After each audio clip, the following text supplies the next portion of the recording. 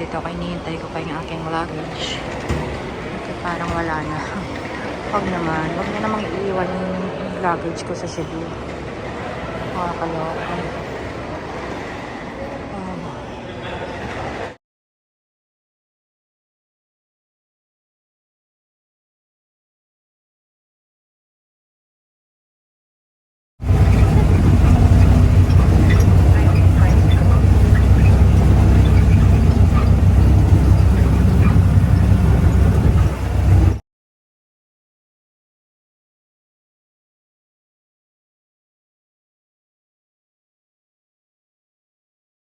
So ayan, hello, good morning po from Camiguin. So it's already almost 10 o'clock AM dito sa Camiguin. So bakit dito sa Pilipinas, pareho lang pala sa ano. So sa buong Pilipinas ang oras. So magte 10 o'clock na pa ng umaga. Nagrenta lang ako ng kotse, kung makikita nyo yan. Kasi nung dumating ako kahapon, kinokontrata ako nung driver ng multicab ba tawag doon. Parang tricycle. Kinokontrata niya ako na i-tour niya ako the whole day, tapos ang bayad niya is 1,500. Sabi ko, I'll think about it. Kaya nung dumating ako dito sa hotel, nagtanong ako kung may rent a car, and then kung magkano. Ang sabi is 1,600 pesos. So syempre mas prefer ko na lang yung car, tapos although ako ang magdadrive, which is mas gusto ko naman. Kasi lalo pa ngayon na umuulan, ang lakas ng ulan dito.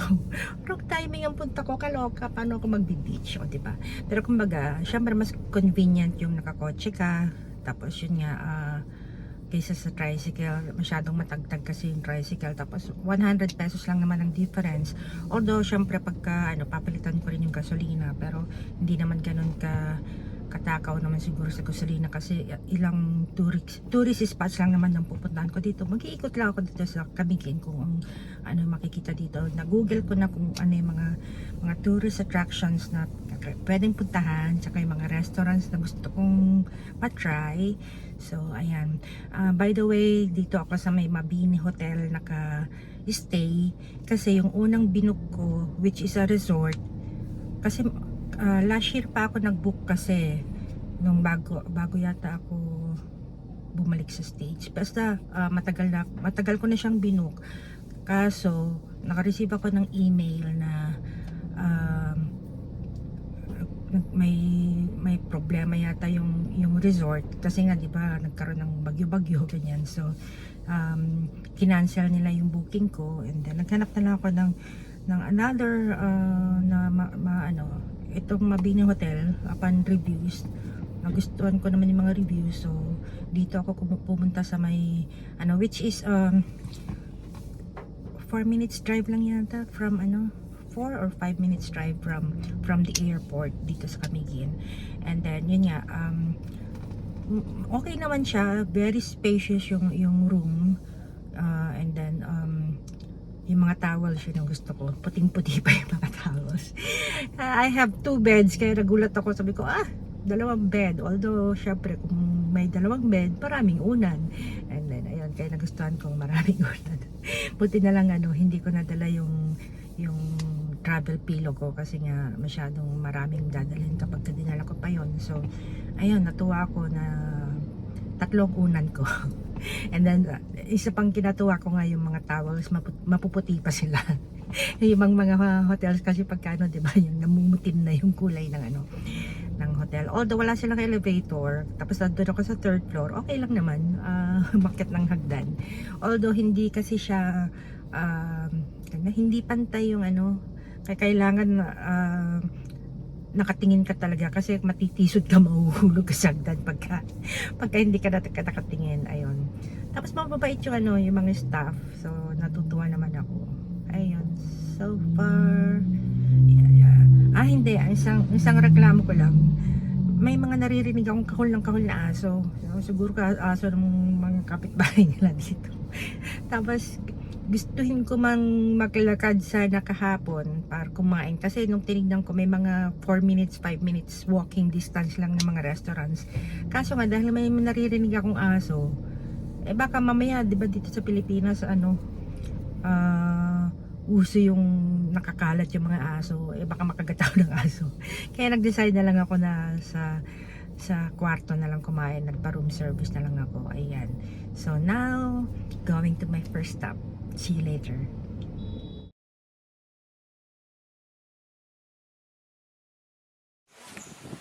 So, dito ako ngayon sa ruins sa church. So, yan yung entrance.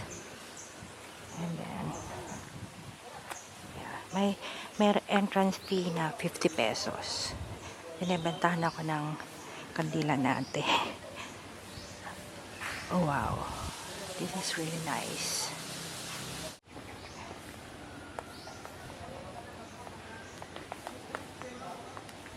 Gusto kong samahan ni ate.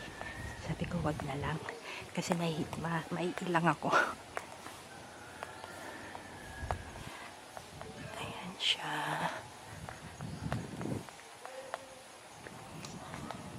Alam ko, this church is made of limestone. Pa-question mark eh, kasi hindi ko masyadong kabisado. Pero kumbaga, ayan siya. Just a plain, straight.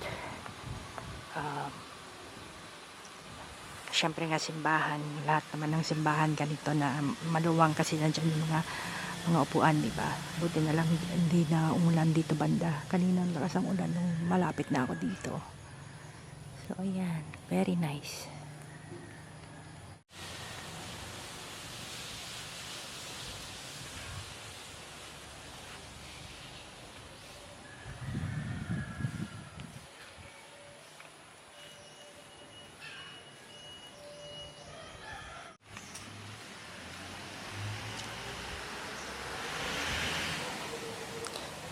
Ang tataas na mga punong ganda. Kumbaga yung tinakluban niya yung ano. I like it.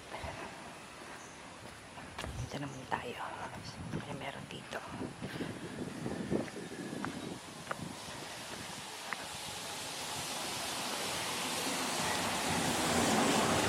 Panaad sa Camiguin.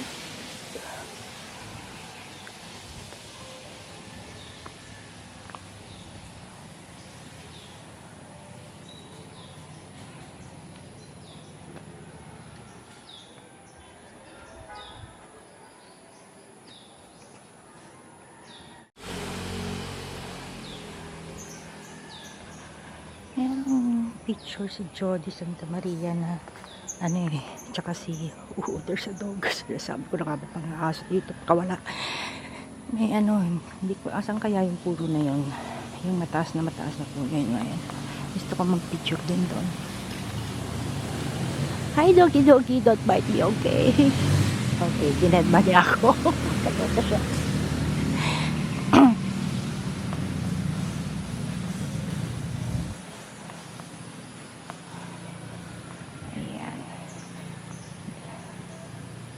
Sana ako mandulas. Nararamdaman ko yung tulo ng ano, plan. Tabi-tabi po. Ay, lumalakas yung ulan. Huwag na may dala akong payong. Ay, bakit ganun?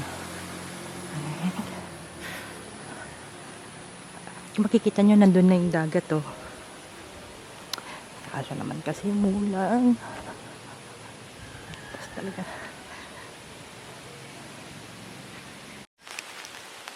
Umulan na nga, puti na lang may dala kong payong. Ah, ayun yung tree.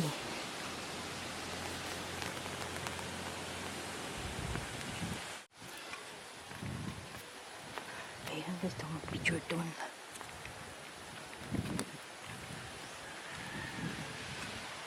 Ayun yung dagat to. Malapit dito yung Sunken Cemetery. Kanina nung nandun ako sa may top of the hill. Top of the hill talaga. Nakita ko na siya. Kaya ano. Ayun yung tree na malaki. Pipicture ako doon.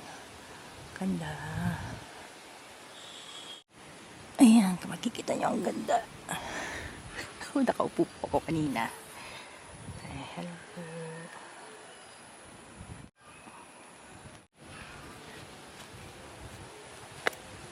So, yun talagang may daanan pang ganda.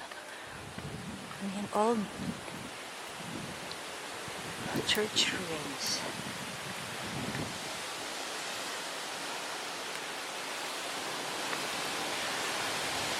Ooh, can you hear that? Diba? Grabe.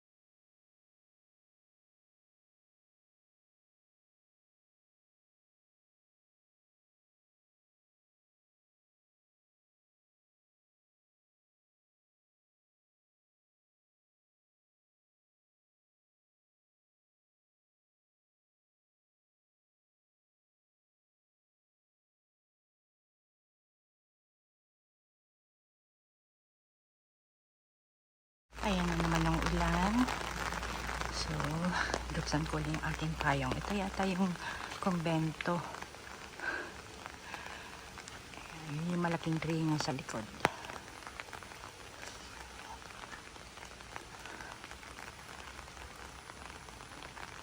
Ayan, so isa, dalawa, tatlong rooms.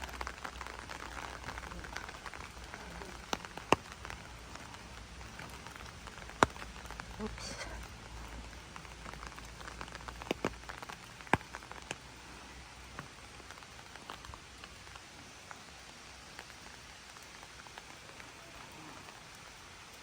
Ang lalaki ng mga puno, lalo na isang yun. Grabe. Gano'n na kaya katagal yung puno na yan.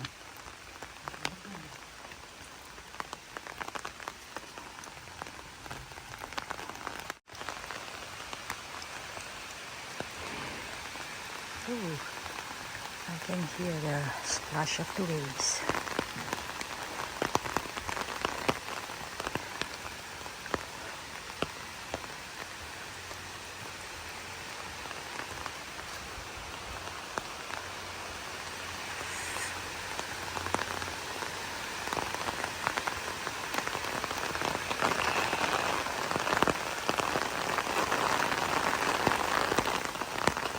Beautiful.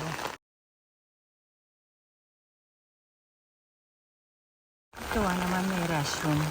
Kasi ibang mga tourist spots walang mga restrooms. Really nice. Mukhang malinis naman. Hindi na papasok kasi hindi naman ako gagamit. Ayan. Lakas ang ulan talaga.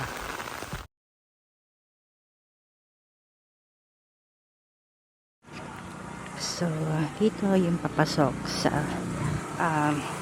oh, there it is. I can see it now. And then may mga souvenirs. I'll check them later. Ito pala yun. Kanina, mayroong car na naka-park dun sa labas. And then, hinihintay ko siyang umalis. Nandun ako sa likod niya. Tapos nakaharang ako sa ay! Ayan, may mga nagsusuli. Talo. Kilig ka. Ay, may kilig pa. Ayun, mayroong nag-snorkeling doon. Oh my God. Hindi allowed na mag-snorkeling. So, there's the Sakat Cemetery. Tapos may mga tignan nila mga souvenirs. 7 pieces for 100. Ooh. Oh my God. Kaloka. Solo lang, solo. Kaloka dyan. Natawa tuloy ako. Andun tayo mga nag-ano. Wala. Saan ko po ito? Salamat po ulit. Oh, mayroong ano. Universe Snack. shooting. Iwan ako ng souvenir. 7 for 100. Cute.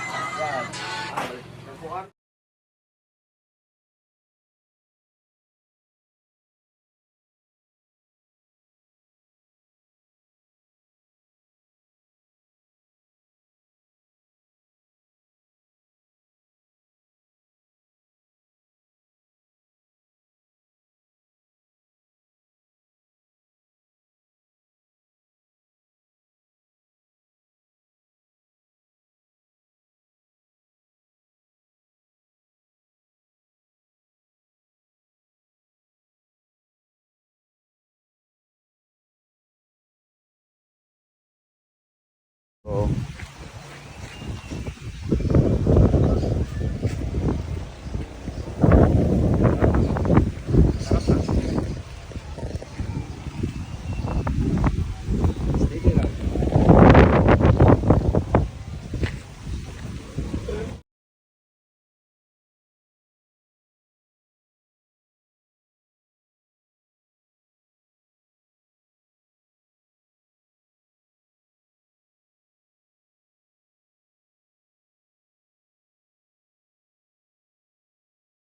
Ang kamukha mo si Carmina Villarreal pag nakangiti. Salamat dati. A few moments later.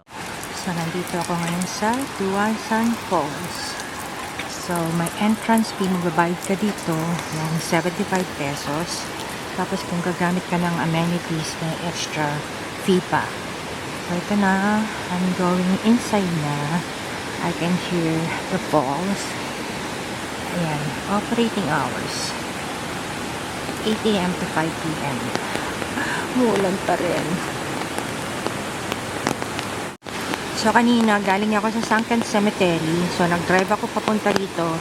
It's 7 kilometers away from Sunken Cemetery. Itong Tuasan. Oh, yan na siya! Oh, wow! Ang lapit. Hindi ako makapag-swimming. Bababasa ako. Kaloka. Walang tao. Just me. Ay... Wow. Ang ganda. Ito ang maganda, yung hindi ka magha-hike ng malayo. As in talagang nandun lang yung entrance. Tapos ito na siya. Amazing. Nakakatuwa. Ayan. Wow. Tapos hindi ako makapag-swimming. Wow, nag-iisa ako dito. Walang tao. Wow, it's just wow. Aray po, the beauty of nature, diba? Ang ganda.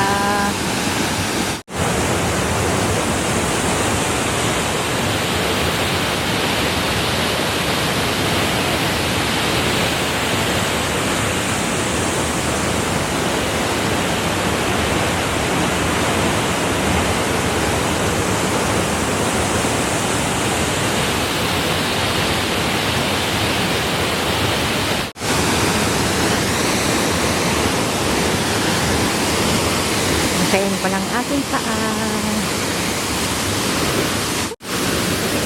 Ayun, saan siya? Ito ba labig? Ang labig. Hindi talaga ako magsuswimming na ito. Magkakasakit ako sa sobrang lamig. Wow. Really nice.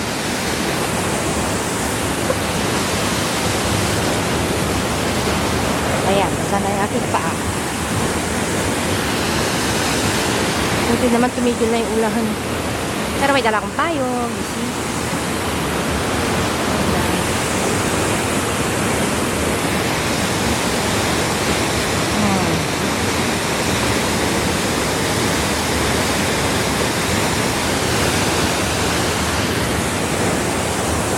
Yung mga table na yan ng chair, nirerentahan, pinarerentahan. Siguro pag may gusto mag-picnic dito, ganyan. Eh kaso nga, Paano naman mangyayari yun? Eh, nag-uulan. Kaya tuloy walang tao dito. Ako lang. Eh, wala. Chinek ko na yung buong weather na nandito ako. Lahat umuulan. So, no choice. And then, ganito na lang. Nagdala pa man din ako ng swimsuit. Kaso yun nga. Hindi ko naman magagamit kasi sa hotel na lang ako kasi may swimming pool naman sa hotel. Doon na lang siguro magsiswimming. Or better, hindi na lang kasi nga may swimming pool naman kami sa condo. So, ayan. Bye-bye! Tuwasan Falls!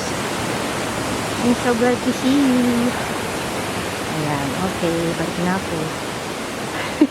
Ang layo ng drive ko eh. That's it. Ayan siya. Lalabas na ako.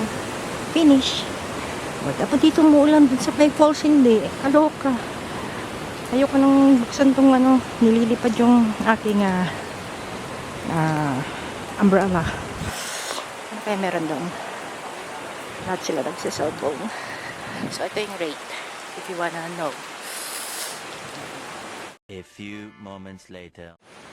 So, ayan. May parking space naman dito. 20 pesos for cars, yung mga four wheels, and then 15 pesos for motorcycles. Ayan, may tindahan dito, ganyan. So, I'm here in Katibawasan Falls. Daming falls dito. Ayan, may mga, din, mga souvenir shirts. Ayan, Katibawasan. Diba? Really nice. And then, syempre, may parking. May entrance fee ulit. Okay. There. So, ayan. May entrance fee. 75 sa entrance fee. Tapos kung gagamit ka ng mesa, ganyan. May si Kuya taga-resibo. Kung gagamit ka ng mesa, ganyan. May bayad din. Ayan. So, I can hear the falls na. Pero hindi pa siya nakikita. Ayan, may restrooms. Dito siya sa may entrance. Ayun. Ganyan lang siya palit. Mas malaki yung nasa Tuwasan.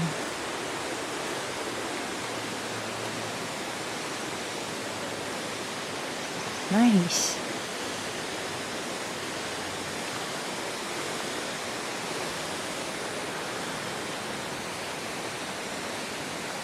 I really love nature. Nung bata-bata ako, ayoko. Ngayon, gusto ko na. Come again, I'll be there. O, diba? Nice. Oh, wow. So, walking down.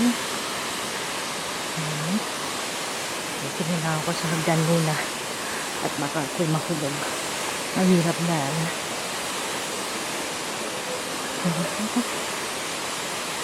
Mas maraming tao dito kaysa dun sa Tuwasan. Ayun, may mga nag-swimming din. Really nice.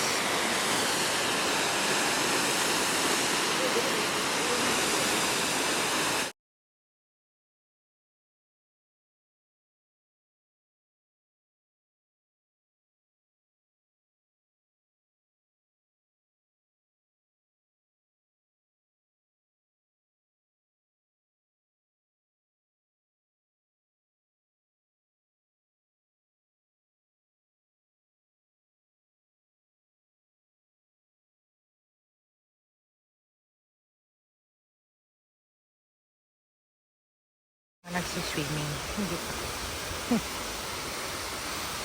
Malabig siguro yung tubig yan. Nakakatawa yung mga dito. As in, malayo mo siyang i-drive, pero pagdating mo, from the entrance, ang lapit-lapit lang nung lalakarin mo. Hindi yung kakay sa ibang lugar na talagang mag-hike ka para marating mo yung kanilang mga tourist spots. Nung nagpunta kami ng Coron, ako, doon kahirap na hirap. Pumunta kami ng Blue Lagoon yata yung tawag dun. Grabe yung hike dun.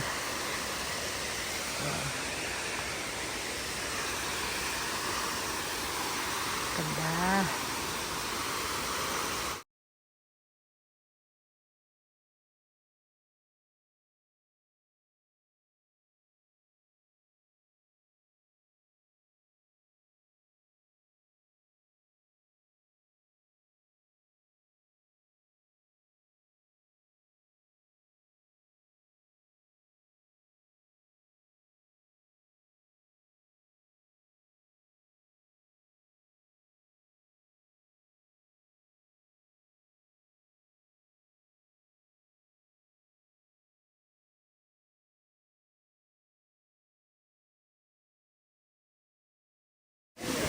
really amazing.